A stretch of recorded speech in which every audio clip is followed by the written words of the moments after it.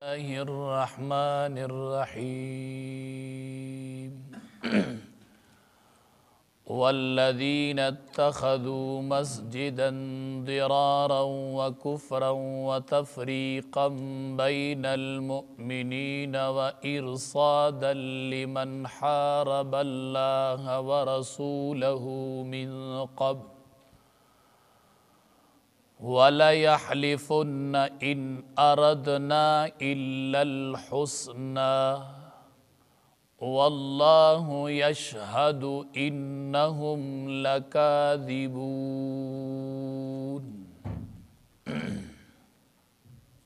सूरत तौबा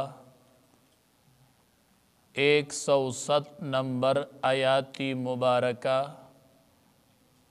او یولسم سپارہ مخ کے آیاتونو سره ربط پدی طریقه باندې موجود دی چې مخ کے آیاتونو مبارکو کی د منافقینو ذکر اوشو نو دی آیاتونو مبارکو کی هم رب العالمین د منافقینو یو بل خباست ذکر کئی یو خباست او یو بدی د منافقینو ذکر کئی اغا خباست د منافقینو داو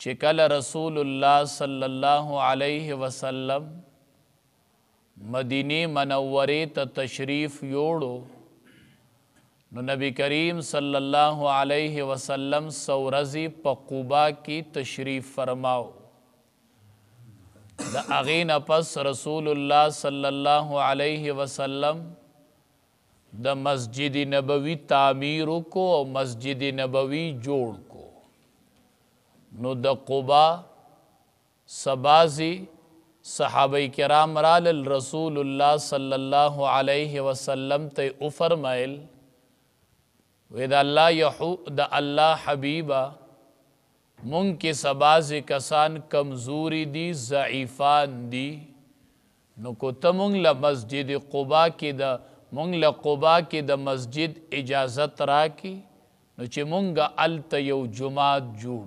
کو رسول الله صلی الله علیه وسلم ورته اجازت ورکو او مسجد قبا الته آباد شو د نبی کریم صلی الله علیه وسلم په مشوره او د نبی کریم صلی اللہ علیہ وسلم پا اجازت باندے ہفتہ کے با رسول اللہ صلی اللہ علیہ وسلم یوزل تو او مسجد قبا کے با 2 رکعت منس کو وس چم خلق دا مسجد نبوی تلاڑشی او مدینی منوریتا نو خلق زی مسجد قبا تا التپکی یو 2 رکعت منس کئی دا با امام الانبیاء پا ابتک یو زلتو اغی جماعت تا نبی کریم صلی اللہ علیہ وسلم ورل اجازت ورکڑیو دا اغا پا مشورہ باندی دا جماعت جوڑ شویو سمو دا پس منافقین روچت شول دا اسلام خلاف یو سازش جوڑ کو اوی د اسلام خلاف یو اڈا جوڑو اسلحہ با پکی جمع کو اسلحی با پکی را جمع کو او خپل مشوری با کو وی دیسی یوزی جوڑو خونمی ورلا د مسجد کے خودو پا ظاہر باندی چی نم با د جماعت کی دو نوی دا سادگان مسلمانان چی دی باورتم رازی پو ابینا نوی نم باورلا د مسجد کی دو نور د مسلمانانو خلاف یو اڈائی جوڑا کڑلا اسلحہ با پکی جمع کو مشورہ با پکی کو د اسلام خلاف پا پکی تدبیرو نکو نو دا مشورہ اکڑلا او نومی ورل د جماعت کی خود چی مونگ د یو جماعت بنیاد گدو او احادیث و مبارکو کی رازی چی د دی طولو مشر چیو سری پیرس دا دی مشوری اغا ابو عامر نمیو دا حنزل رضی اللہ تعالی عنہ چی کم صحابی یادیگی غسیل الملائکہ چی اغل فرشتو غسل ورکڑیو حنزل رضی اللہ تعالی عنہ دا ابو عامر چې و دا د پلارو حنزله رضی الله تعالی عنه زویو او دا ابو عامر چې دا د پلارو او دې په زمانه د جاهلیت کې نصرانی راهبو ځان له به یوازې والې خوښو او په یو ځای کې به ناستو. هر کله چې نبی کریم صلی الله علیه وسلم مدینی منوری ته تشریف راوړو نو دغه ابو عامر ورله راغی. چې دغه ابو عامر ورله راغی نو په اسلام باندې اعتراضونه وکړل.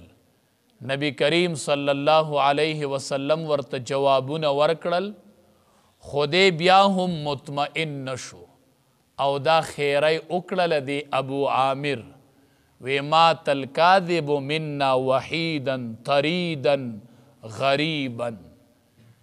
نبی علیہ السلام ته وی که په ماتا کې کم یو دروغجنی نو هغه د خدای د خپلو رشته دارانو نه په لرې وطن کې د خدای مړ کړي. دا بددعا د ابو عامر وکړله. چې وی کړله نو نبی کریم صلی الله علیه وسلم پې آمین وی او دلی لقب ورکو ابو عامر الفاسق. وی دا ابو عامر دی خو الفاسق دا فاسق دی. دا نوم ورته نبی کریم صلی الله علیه وسلم وی. او چې کله به هم د مسلمانانو خلاف چا جنگ کو نو دا ابو عامر به مرګری و. چې کوم ځای کې به څوک راوچتېدو د رسول الله صلی الله علیه وسلم په مقابله کې نو دی ابو عامر به مرګتیا کول او د هغې په صف کې به ودرېدو. بیا د ملک شام ته لاړو. د هغې ځای نه مسلمانان د مدینی منورې ته خط راولیږو چې په دې مدینه باندې به حمله کیږي نو تاسو په مدینه کې یو ځای جوړ کئ او نوم ورله د جومات کېږدئ. دا مشوره ول د ابو عامر ورکړې وه د پاره د دې چې د مسلمانانو شک شوبه نه راځي. مسلمانان خو به وایي چې دا جومات دی او اسلحه به پکې جمع کوي او د مسلمانانو خلاف په پکې تدبیرونه جوړ کوي. نو مسلمانانو جماعت جوړ کړی د مسجد قبا په نوم. وی د دقې په خوا کې دقلته بنیاد کېدوی او صرف نوم ورله ځکه د جماعت ورکوي چې دا سادهګان مسلمانان به دوکه کیږي نو دی به هم راځي. وی دی به ورته راځي چې دا جماعت دی. نو دا یو وفد راغی رسول الله صلی الله علیه وسلم خواته راله ورته وایي وی دا مسجد قبا چې دا کم هم دی او ډیر ضعیفان او کمزور خلق هم دی نو دی مسجد قبا ته ورته پتلو کې تکلیف دی. نو که ستا خوښی نو موږ یو بل جماعت جوړو د دې ضعیفانو د سهولت دپاره. نو تاسو تشریف راوړئ او یو 2 رکعاته مونځ پکې وکئ. موږ له پکې یو 2 رکعاته مونځ وکئ بیا به موږ جماعت جوړ کړو. نبی کریم صلی الله علیه وسلم په دغې موقع باندې د تبوک د غزا دپاره تیارې کو. د تبوک غزا لتو نو نبی کریم صلی الله علیه وسلم ورته وی زه فی الحال په سفر ځمه د تبوک غزا له ځمه او چې کله واپس راشمه نو بیا به درله پکې زه مونځ وکم. لکه مطلب چې واپس راشم نو بیا به هلته مونځ وکم چې کله د تبوک نه راشم. دی وی ټیک ده. حدیث مبارک کې راځي چې کله نبی کریم صلی الله علیه وسلم د تبوک نه واپس شو په حالت د سفر کې دی او چې مدینی منورې ته نږدې را ورسېدو نو رب العالمین ورته دا آیاتونه را نازل کړل.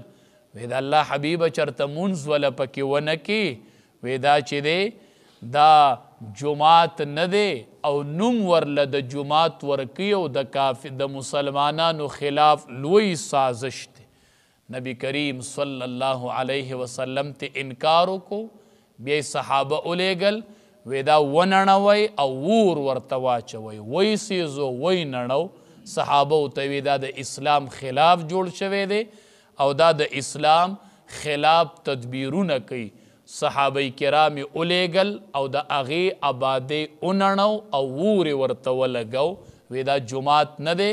نو دې آیاتونو مبارکو کې رب العالمین نبی کریم صلی الله علیه وسلم په دې باندې خبردار کو او ورته حکم وکړو چې دا جماعت نه دی.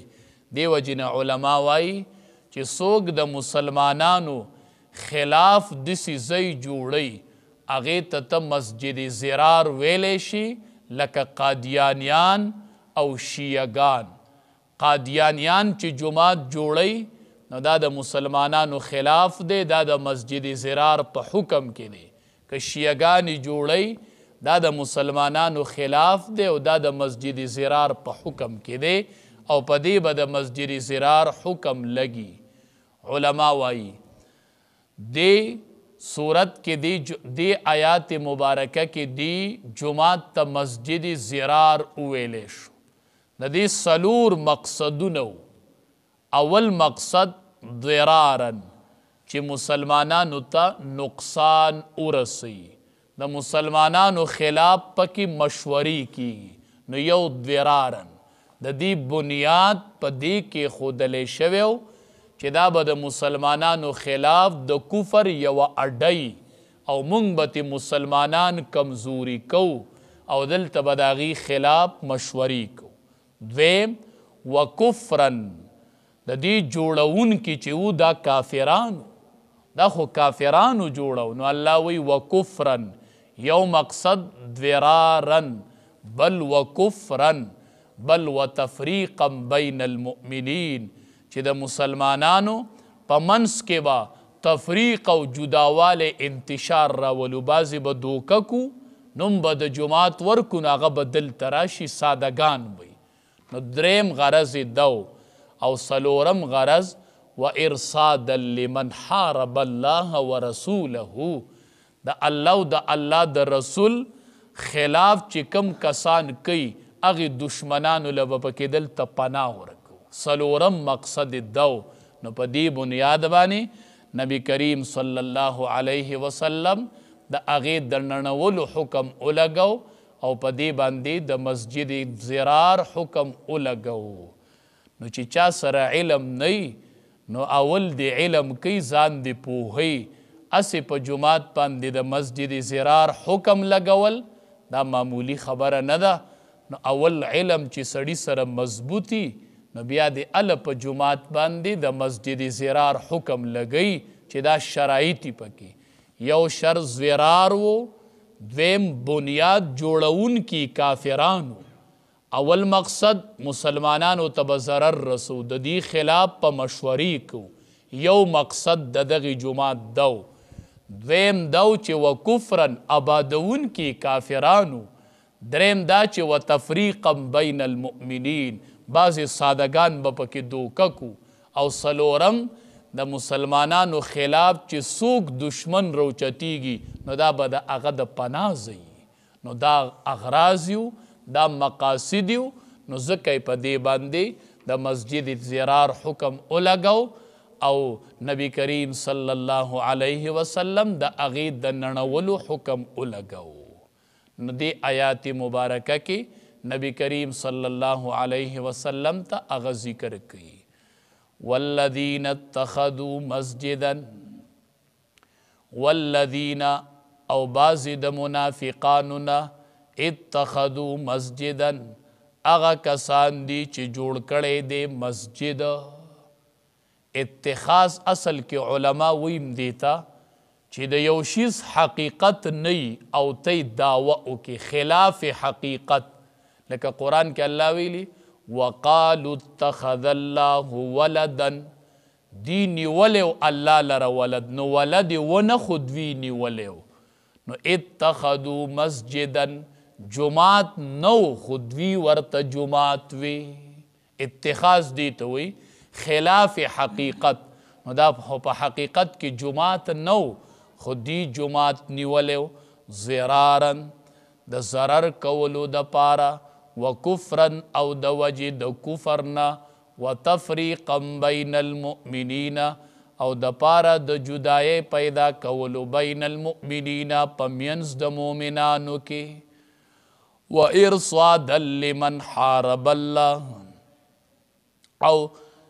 او مورچه د پاره د هغه چا چې څوک جنگ او خلاف کوي د الله او د الله د رسول دای مورچه جوړه کړې وه د هغه چا د پاره چې څوک د الله او د الله د رسول خلاف جنگ کوي نو پناه به یې دی دا به یې مورچګی من قبلو مخکې د دینه ولیحلفن او خامخا دی به قسمونه کوي تا ته دی رالل وی دا الله حبیب زمون مقصد دا نو زمون مقصد دو وی نه په قسمونو به نه دوکه کیږي ولیحلفن خامخا دی به قسمونه کوي ان اردنا الا الحسنى چې مونږ نه دی اراده کړي په دې سره مګر نیکی لره دی به وایي چې زمونږ مقصد نیکی ده کمزور خلق دی هغه راتللی نشي جماعت تنگ دی دا نیتونم دی خود الله حبیب دی به قسمونه خوري خو ته به پې یقین نه کوي